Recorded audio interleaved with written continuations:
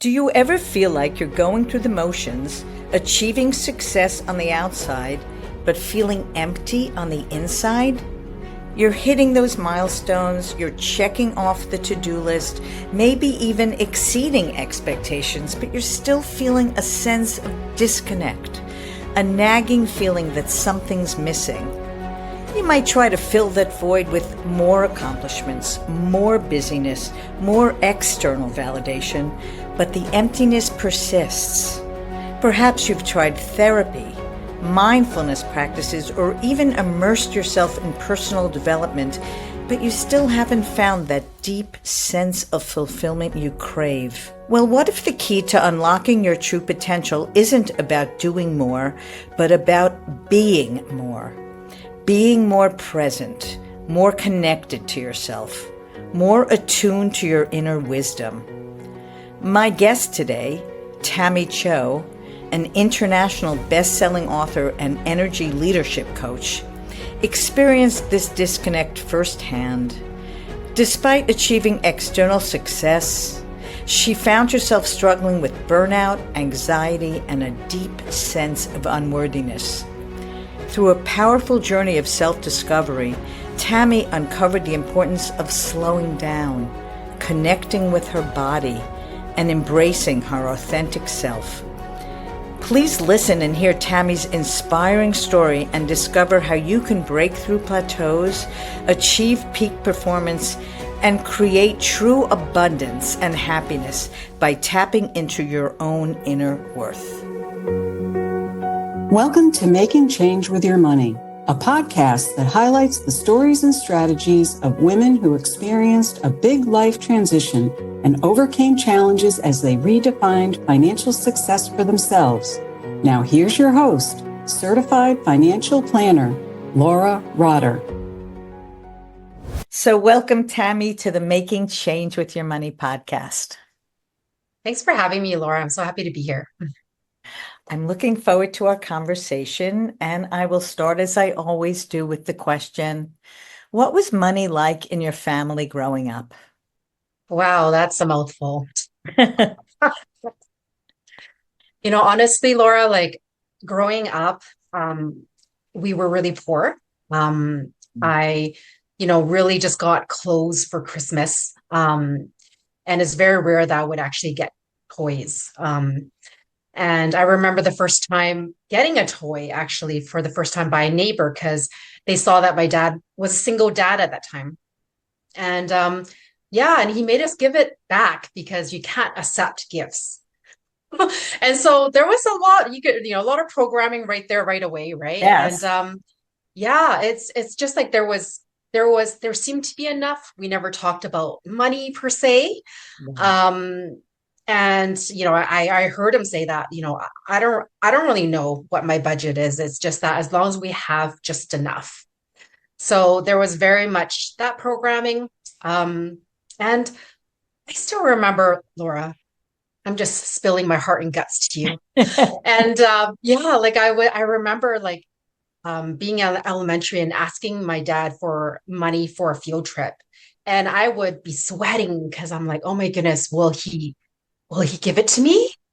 I just remember feeling so much fear around do I deserve this?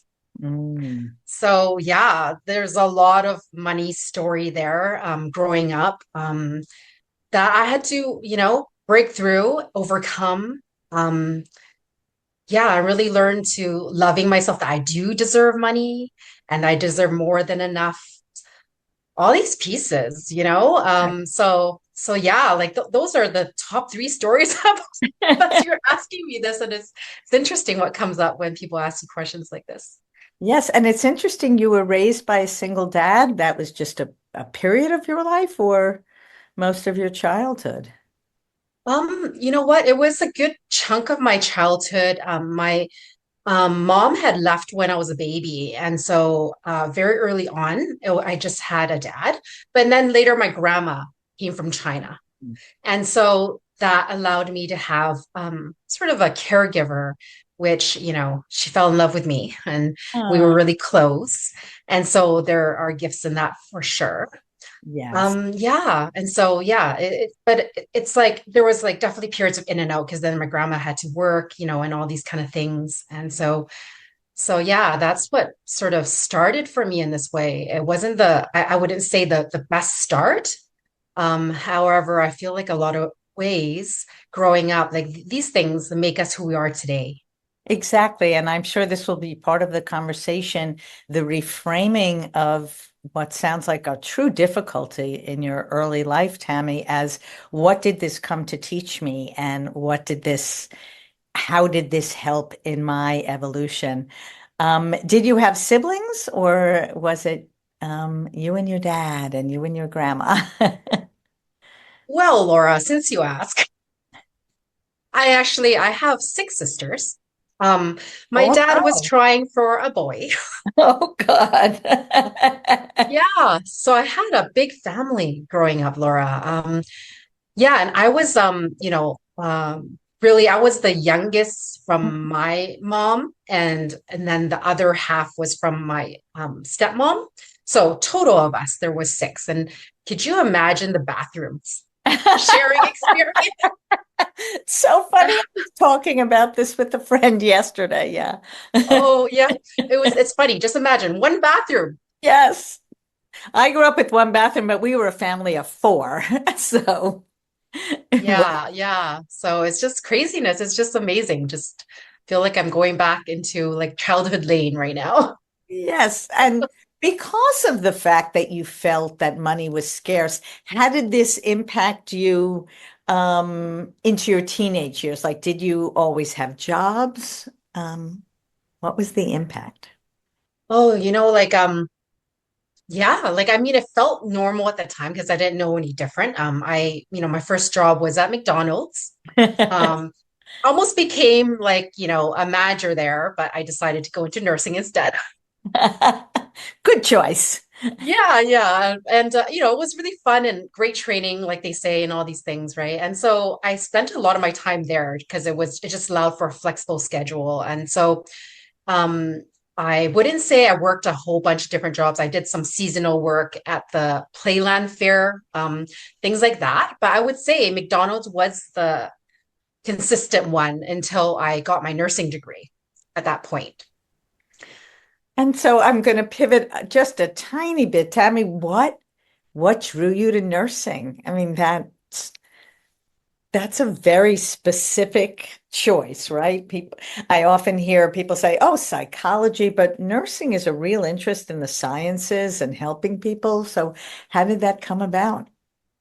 Yeah, when I mentioned about my grandma taking care of me, and as she aged, I sort of became her caretaker in many ways. Even though I was a kid, I just naturally had this ability to, determine what people need and just care and take care of things. And I suspect that's where it came from, because honestly, I didn't know who I was back then, right? I mean, a lot of people come out and we don't, right? But I literally went through this list because our counselor at the time gave us this list of jobs, and I ran my finger and I was like, you know, this is the one that's jumping out at me. Like, it was social work or nursing. Okay. And nursing is the one that, I think I'm just gonna, I'm gonna take courses that align to going into nursing. And so, like, honestly, it wasn't something that I was like, oh, I know what I wanted to do. I wouldn't say that. It was like, now I look back, I know it was like I was intuitively guided, but I didn't have a word for it, back then. And so it was this literally looking through a list and seeing, oh, well, what do I feel like I could do well? Well, I care for my grandma. You're really good at that, Tabby. Like, and so, yeah, it's like that's like honestly how that happened for me. Don't you love when you look back and you can see how the progression of your life, if you will, makes sense. But at the time, it's like, okay, sounds good. I'll do that. And how did Yeah, you yeah. pay for it? How were you able to pay for your nursing degree? Well, my dad did pay for it, and then halfway through, my dad's like, well, if you're going to talk to your mother, you get your mother to pay for the other half. So my mom paid for the other half. So I was very lucky in that way because by that time, my dad had savings and all these things, right? It wasn't like early on when we first, were growing up. And so I'm really, proud to have that in many ways because not everyone does, right? No. As I'm reading about student loan forgiveness and what's going to happen, et cetera, right? There's Oh, a lot of people who are really struggling with student loans. So it always is a gift, and it's wonderful to hear your gratitude that you were able to graduate from nursing school without student loans. So now, mhm. our listeners are always interested in how we progress through transitions in our lives. So, I know you not to be working as a nurse now. So, what took place? Yeah. Yeah, growing up through all of these things, like I through all of it because I mentioned it. I mentioned this a little bit earlier around not really knowing who I was. And there's this part that I realized I became that people pleaser, and I became a high achiever because that's how I got attention, love and attention. That's all I cared about back then, right? And I really lost myself through the journey. Yes, I became a nurse and all of these things, and I was really good at it. I moved from working at the bedside all the way to overseeing the biggest hospital here in Vancouver. Just Wow. moving people out of emergency in a record time so that into the appropriate bed and all these kind of things. And it's like on that whole journey, and I realized symptoms how it came out for me was that I was like burning out leading up to that, I also struggled with depression and having 24/7 anxiety. I remember waking up in the middle of the night and just having like what felt like a panic attack. And this is very regularly. Um, and yeah, on this journey, I really didn't, you know, slow down until the universe got me to slow down. And it was one day when I was in nursing and I was just got off the phone with a client at that time, serving and everything, coaching, health coaching, and things like this. And there was nothing wrong with that conversation or anything. But after I hung up, I started having heart palpitations and chest pain that radiated up my jaw, down my left arm, like a classic heart attack symptom, right? And I could, taste this metallic fear in my mouth because I'm, oh my goodness, I can't breathe, right? And I had a hard time struggling to breathe. And I was like, oh my goodness, I'm not doing well. And thank goodness I'm surrounded by nurses. Yeah. Um, So and this I was happened like, while you were on the job. yes. Wow. Yeah. And literally, Laura, I was like wheeled off to emergency in front of everyone at work. So there was no turning back. Because leading up to that point, Laura, I knew I wasn't doing well. But I literally I didn't know how to put myself first. I knew intellectually what I had to do. I even got a doctor's note that says time off. And I was like, oh, I just need to finish this last thing I promised to this person. And I just need to finish this to, this doctor I promised him. And yeah, and I just couldn't let go. And it was like, now I look back, I know it was my level of worthiness. Um, and I knew that I couldn't actually do it for myself, so the universe did it for me. And the way it happened for me, I was throughout the whole process, I was so well taken care of. And from that, right, like I slowed me down, but I didn't actually, awaken, so to speak, Love that. until I yeah, I think you could resonate with that word, Laura. But like it slowed me down enough to see where things are at. And it wasn't until I had my 6-month-old daughter, and she was lying there, one of those baby Einstein mats with the hanging toys. They're so cute, right? And she did something really cute and intentionally, she whacked something for the first time. And thank goodness there was this community nurse sitting next to me because I wouldn't have realized how disconnected I was to my own child. Like I just like, oh, kids do that. Like I just didn't feel anything. And I realized, if, at that moment with the help of this nurse that I was like really disconnected to my own emotions. I wasn't letting anything in. Obviously that started my journey, right? To really obviously doing the counseling and therapy and all these things, right? But I became that personal development junkie, and I tried to like better myself. Like I'm not going to turn into my mom that like left me when I was 20 days old. I wasn't like physically abandoning my daughter, but I was emotionally abandoning her. And, that's the same. Like people stay in marriages, they're emotionally disconnected, whatever that looks like, right? And so yeah, and this propelled me to really trying to master the mind. I did NLP at that time. I did ran some masterminds. We did real estate investing, and I became a millionaire at that time. Can I just stop you for a moment? I'm Sure, trying sure, to yeah. get a sense of a timeline. So you graduated from school as a nurse, and you just described what that evolution was. But how long did you work as a nurse before this panic attack or episode happened? Was that a decade, 2 years? Oh How yeah, was sure. that career? It probably was around maybe 7 years ago. Okay. Six, seven Yes. years ago. And so how long again, and from the time you became a nurse, how long was that career?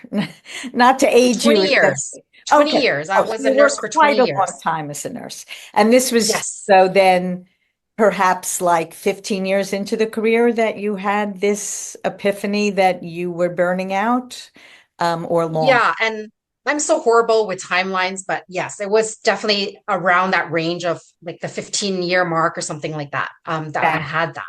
Yes. Thank you. And did you become a mom while you were still working as a nurse? Because I also don't have a sense of where that was. You did. Yeah. Yeah. Thank I you. became, yeah, before I left nursing, I had my first baby. Yeah. Okay. And you were working full time, or did you have the privilege, if you will, of, having two incomes with someone else and stepping back a bit?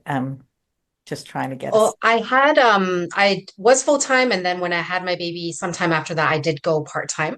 You did. Okay. Yes. How did you, I'm just always interested in the financial implications. How do you how did you make that financial decision to be able to cut back to part-time? Well, honestly, I hurt my back. And at that, like, again, it wasn't me doing it for myself, the universe. Yes, that's what it sounds like. You always need something, or in the past anyway, needed something to push you towards a decision. Yes, yes. And, that, created a lot in my life as well, right? Just that awareness. And at the same time, I could see it like that, or I could see it like the universe has really pushed me towards what I'm doing now, which is a huge deal, is my purpose. And yeah, and so that, because I had LTD at that time, right? And so I went Uh, part-time. you went Yeah. part-time. Okay. Yes. Yes. So right before we move on, you hurt your back, you were on long-term disability. Was that still before this panic attack that you described? Yes. So you were a mom already when you had that panic attack. Yeah. Wow. Yeah. So a lot going on. Yes. A lot going on. So you step back, and now you're in the middle of describing how you step back because of physical ailments. But we're recognizing also that you were cut off from yourself emotionally. And then I interrupted you. So please continue. Yeah. Yeah. No, thank you for clarifying, because, sometimes we're in it and we're not, maybe laying it out the best way possible. Yeah. And I at that point, essentially, going on my journey of, making the financial boost in our real estate portfolio. And I sat there and I remember having this epiphany, why do I not feel any more happy? Like, and that really redefined how I saw money, and what that meant for me. And I continued on my journey of, really trying to look for, relief from the symptoms I was experiencing. And it was like I went into a lot of different energy healing type things, and that served me quite a bit. But when I stopped doing it, it still, all the underlying things still came back. And so I started going deeper, and went to 4 years of emotional spiritual healing, and went into something that's called psychosomatic therapy. That is a study of the body, mind, heart, soul all together. And it really helped me to see like on my, like it's how it's expressed on our physical body and our facial features and all these things. It really brought me face to face with what was happening. And I was addressing myself in separate parts. And it really didn't matter what I did. It came back to my level of worthiness at that time.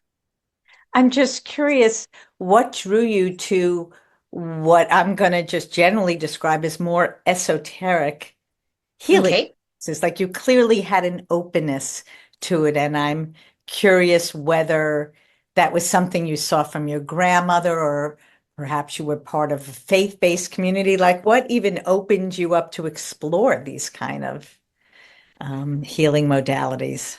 Yeah, Laura, you asked such great questions.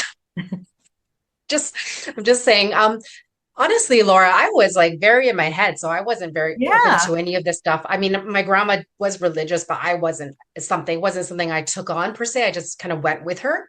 But what happened was that I actually went to Mexico to have dental surgery. And when I went there, I lay there, I was in the room waiting for the surgeon to come in. I had a cavitation to fix. And I had a panic attack right in that moment. And I was like freaking out. Oh my goodness, I can't believe this is happening now. And on the way to Mexico, I was reading a book around, well, asking if you just ask for help, ask the angels for help. At that time, what came through to me was the book and about the angels. And in that moment, I was so desperate. I said that, if you guys are really real, like help me calm down right now. And literally, Laura, within 30 seconds, my whole body was the calmest it's ever been. And it was powerful. And I didn't have too much moments to like embody that shock because the surgeon literally came in like seconds after that. And so I went through with all of that, fine, right? And when it was done, I walked out with my IV pole and I was like, oh my goodness. Okay. If you guys are actually real, like give me another sign, like a strong sign. And I felt this wave like shake through my body. And I literally just started bawling and I realized, oh my God, I'm not alone. Because I thought I was alone. I honestly, with everything I was going through, a part of me, I had put myself behind bars to myself in many ways and to other people. Um, I put on a strong front in many ways, but I thought I was alone. And this experience really opened up my soul. And there's more out there, and there was someone helping me. Wow, that's beautiful. And I can Yeah. hear, like, look at your face and hear in the tone of your voice how powerful it really was for you. Yeah, it was, Laura. So again, I interrupted you as you were discussing several of the modalities that started that you were exploring to help yourself. Yeah. And well, at the end of the day, it's like I did all these modalities, but it really wasn't about the modality because when I stopped doing the energy healing tools, it was still like all the what felt like depression and just anxiety, generalized anxiety was still there. I was still chronically burning out. And I realized, yeah, the mindset wasn't doing it. And it wasn't until I really came back to my body um, and shifted my level of worthiness where that started changing everything in my life. Um, and I actually, since, sending in my bio, I actually shifted it to I'm speaking and standing in it, that I'm helping people really raise their level of worthiness. This is a place where there's a set level that is really hidden when people hit a plateau. There's this place within self that, you could do everything, but you still feel like something's missing. You Yes. know, you do all the right strategies, mindset, it's not at that level. And, that's why I do what I do, and you ask about this connection with, God's source, however, it lands for you. But it was like, I remember being in a healing retreat and I got this big download that you're meant to do this. And I had to find my way in business. like everyone else. Right. And yeah, but it was like, it was really clear that I'm meant to do this. And it's just finding the words that will land and support the people I'm meant to. So I'd love to unpack this a little bit more. I do think worthiness is very hard for, I'm going to speak for women. I think culturally it's hard for actually everybody because we are given the message by our consumer society, by our driven society that if you're not busy, if you don't drive the BMW, if fill in the blank, you're not worthy. Again, as you're saying, Tammy, always looking for outside confirmation and outside affirmation from ultimately a sense of worthiness that has to come from within. So Mhm. you could speak in more detail and unpack how you started to discover that for yourself and how you work with others around that. Yeah, yeah. And so I love to because this is why I talk about energy leadership as well, because if we think about it, energy, you could identify as God. Energy is our body vibrating atoms under a microscope. It could also be like our emotions, because emotions in motion is energy, actually.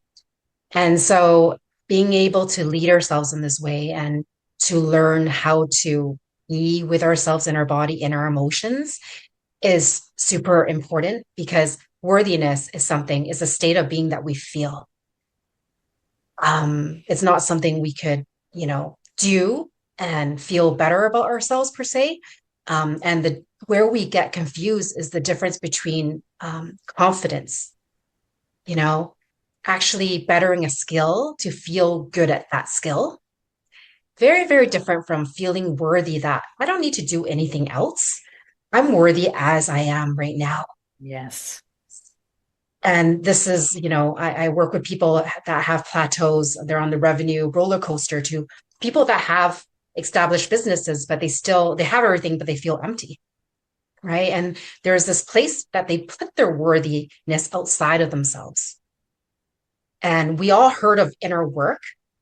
But there's a difference between coming back to self, trying to fix ourselves, coming from that energy versus like learning to actually get to know ourselves and to how to hold ourselves and to create safety in our bodies and to learn how to like speak to through the shadows and recognizing these are aspects of ourselves. It's not the truth of who we are. It's who we used to be. And to navigate ourselves in this way where we could hold immense compassion, self-love and acceptance for ourselves that starts to affect every area of our life. It doesn't just affect one area. This is the beauty of this type of work. Um, because many of us are very confident on the outside. It's not that we're not confident. It's not that we have a low IQ or anything like that, right? Like it's just that there's an aspect of ourselves that we weren't taught in our society, that, our emotions matter. Like this whole vulnerability is weak business that we hear about. And it's like when we put it into practice and we understand, yeah, like when that person was vulnerable, like I really connected to that person. And this is the thing. It's like being able to learn how to hold ourselves in this way and to be in our bodies because the only reason we're overthinking, doubting ourselves, going into spirals, perfectionism, whatever, all those things that, we, struggle with and we make a normal part of life, it happens because we're in our heads and out of our bodies. Right. When we're in our body and we feel safe and boundary within our body, our intuition is clear. We know exactly the next step. We feel that self-trust, like not relying on coaches or mentors or leaders or experts outside of ourselves to tell us what to do. I mean, yes, we learn from them, but we're always coming back to self. And so this is like the ultimate, energy leadership. It's our authentic energy leadership. And if we allow ourselves to just be ourselves and like to just live according to what matters to us, our values, our vision, our purpose, our impact. Like a lot of people think that impact is out there, And yes, of course, there is the tangible impact of helping people. But what if just being yourself and allowing yourself to be happy and abundant in the moment without having to do anything? We're not seeing the energetic benefits of that to the world. Right. And people try to do that without having this. And that's why people are burning out because they have such a big heart to care to make this big difference out there. And they're forgetting themselves. And the need to make a big difference, as I'm hearing you say, Tammy, is the need again to be worthy, right? Like that. I'm quoting someone else. I didn't come up with this, but the idea that we all believe that there's some purpose that we're supposed to be fulfilling. And they're not that there's anything wrong to have a sense of purpose, but we're here to be ourselves and not always to self-actualize. And as a follow-on to what you said, of course, to acknowledge, our abundance and our worth, and that we also have emotions that are that intellectual mind is telling us I shouldn't be feeling this way. I shouldn't be unhappy. I shouldn't be. It's like it's going to pass. It all passes. It all rises up and goes away.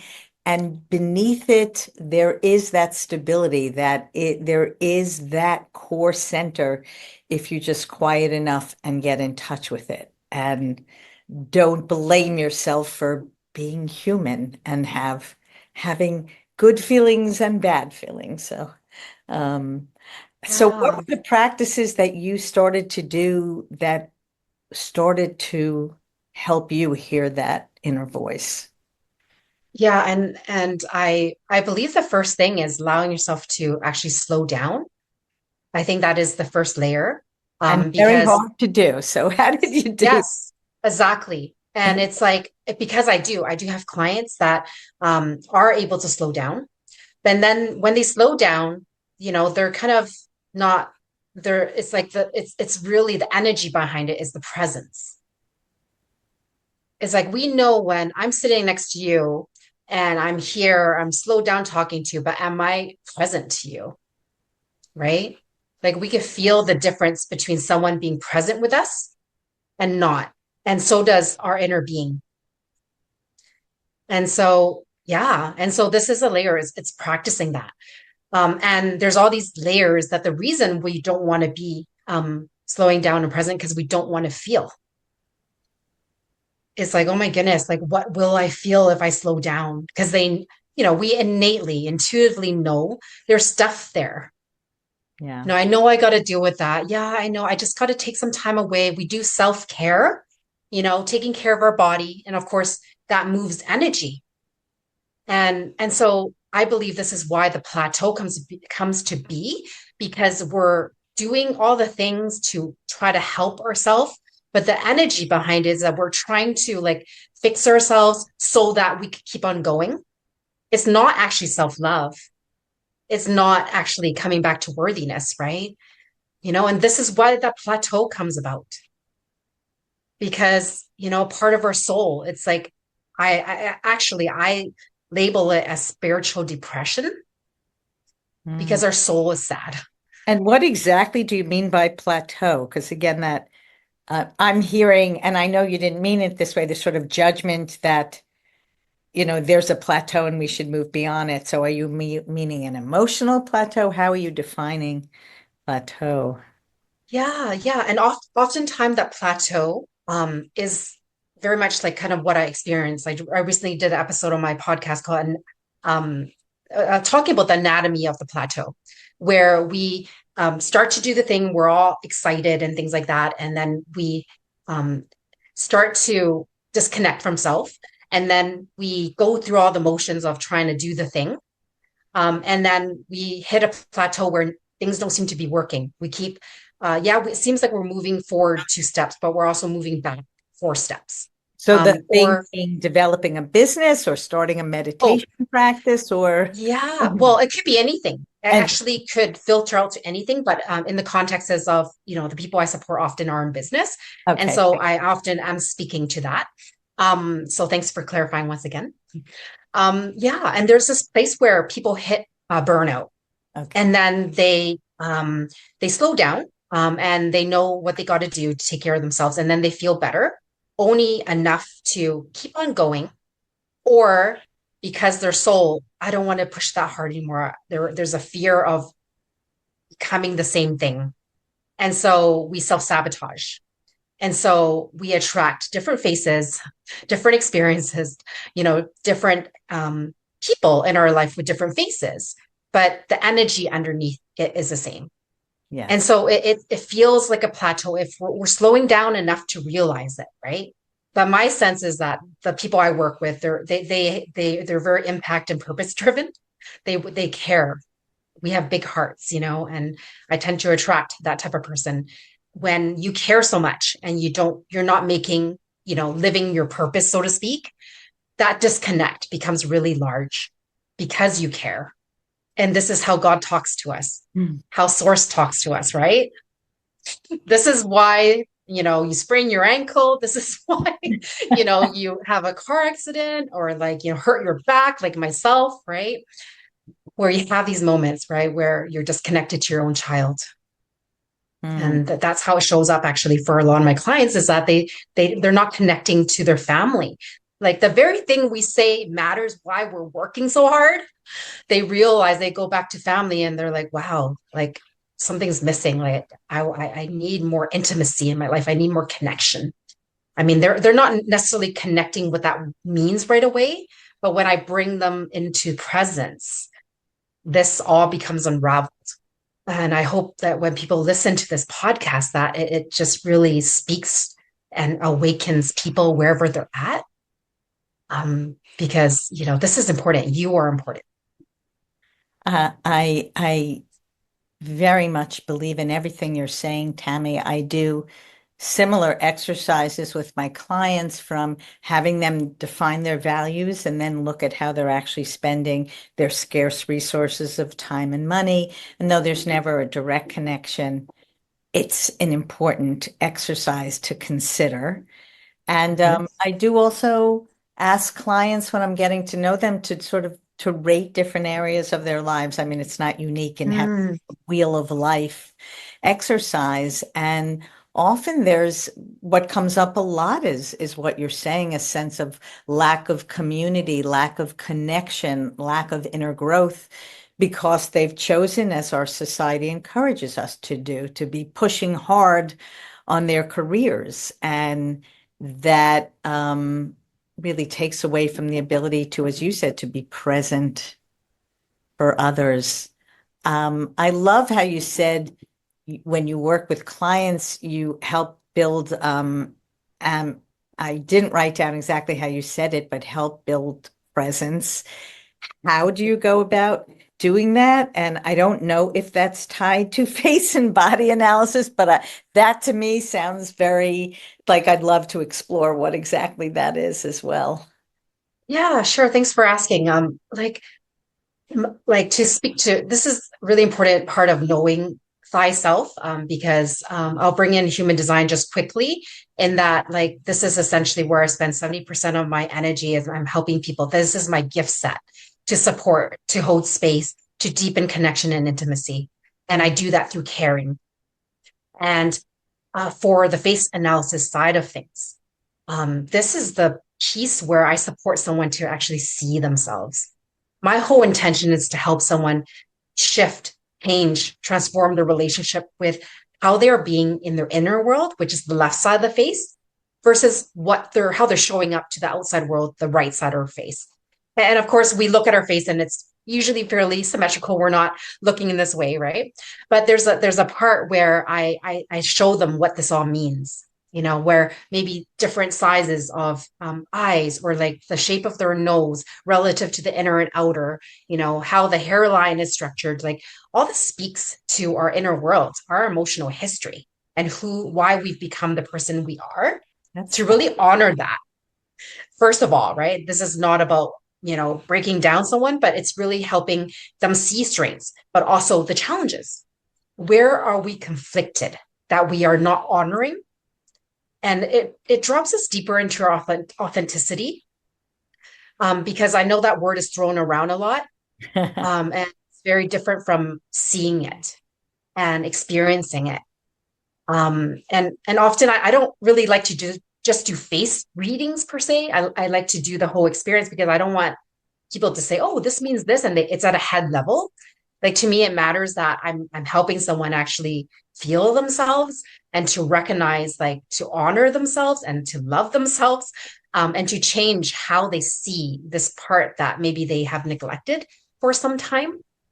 Yeah, and also not only that, to see how far they've come, in many ways. I use it as a measuring stick, if you will, because I do it before coaching with someone and after, coaching for a certain amount of time so they can see what shifted, what changed within you. Like this is exactly the space we worked with, and this is what actually shifted. So it's really cool to see like it's like a empowerment piece within ourselves to see that, wow, this is my body and it's like me, like it's actually how I feel, it's everything together. And so it's really this self-love embodiment, and from this place of deepening into ourselves, right, we know the right decisions to make, and the more deeper we know ourselves, the deeper trust that is there, because we all get intuition, we're intuitive creatures.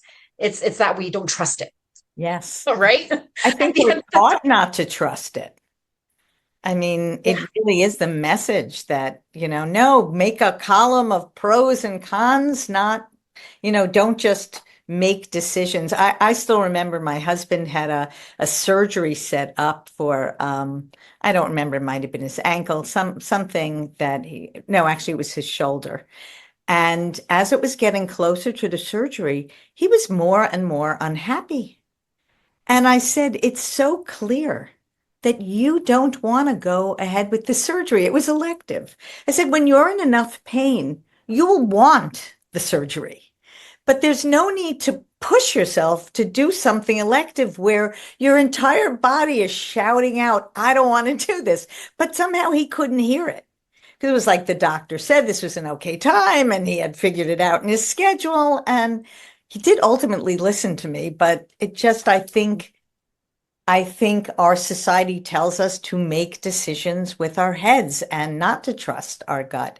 And frankly, women were burned at the stake as witches for, being intuitive and being open to things that you couldn't necessarily touch or see.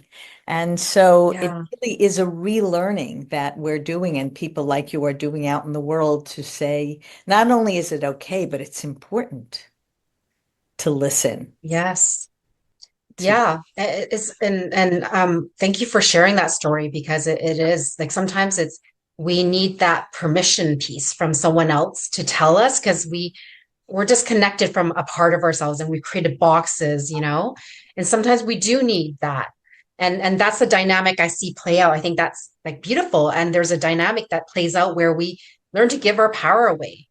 And that's very deep part of self-love too, right? Like to love ourselves, but actually step up in our power within that love and to create that impact out there, right? This is energy leadership. This is authentic energy leadership, being ourselves and being able to put ourselves out there with so much love that we're just being in our true sense of our energy.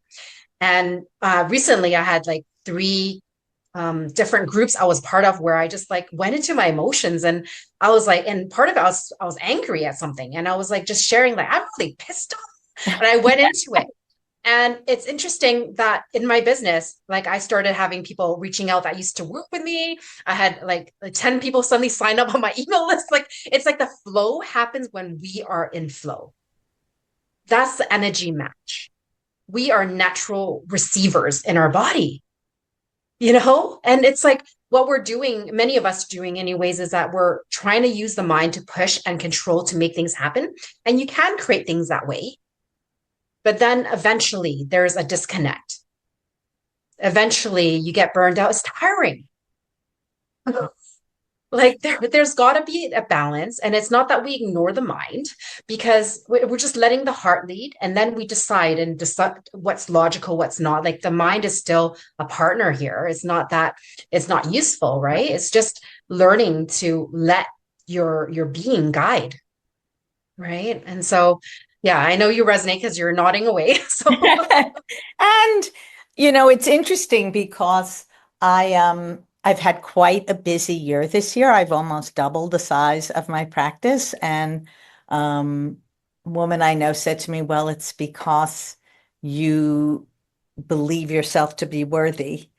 And I will say that my initial reaction was like, I think I always felt myself to be worthy, though I could pinpoint where I started to charge for a part of my get to know you service that I was giving away for free before. hmm, And okay. that does seem to have suddenly created a shift, which now, and why I'm bringing it up is I can sense my resistance to attribute it to the fact that there was a part of me that's like, my time is valuable. Like I could sit and read a book. Like I don't need to do this for free. And it was this sort of, as you put it, stepping into my power in a way. And I hesitate as I say it, and I'm smiling a lot for anyone who's just listening, because there is a part of me that's like, oh, that's very hokey.